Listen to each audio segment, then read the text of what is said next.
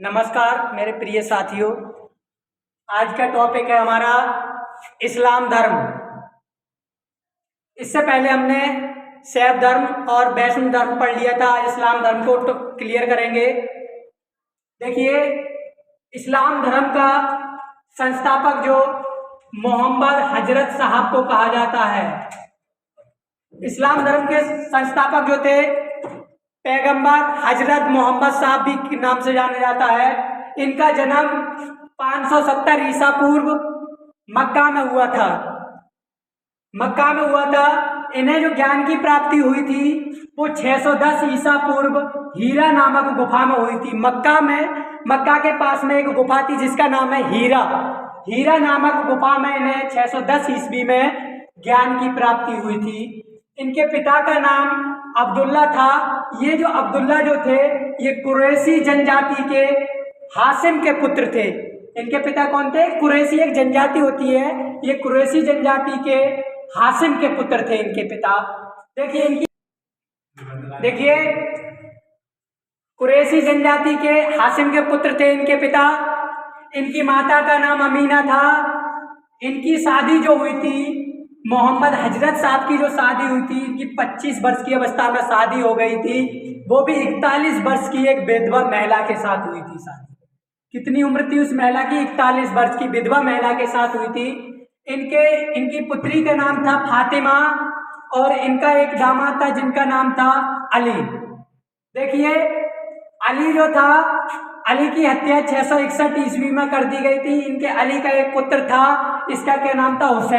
हुसैन की भी हत्या कबीले के इराक के कबीले वालों ने कर दी थी 680 ईसा पूर्व में ईस्वी में। देखिए ये मोहम्मद साहब जो थे इनका लालन पालन किसने किया था? इनका लालन पालन जो किया था अबू तालिब।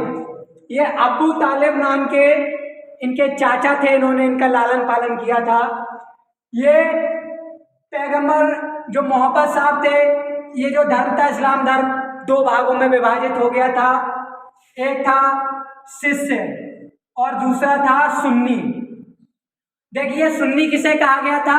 सुन्नी उन्हें कहा गया था जो मोहम्मद साहब के ना कहने का पालन करते थे, उन्हें तो कहा गया था सुन्नी। जो मोहम्मद साहब के आदेशों का पालन करते थे वो कहलाए सुन्नी। और जो इनके दामाद थे अली, जो अली का पालन करते थे उन्हें क्या कहलाएगा? उन्हें कहा गया था शिष्य। क्या कहा गया था? शिष्य। ठीक है। देखिए ज़कात किसे कहते हैं? ज़कात कहा जाता है दान करने को। ये ज़कात कहा जाता है। देखिए ये अपनी कमाई का 1/10वां हिस्सा दान करते थे। इसे को क्या कहा जाता है? इसे ज़कात कहा जाता है। ठीक है।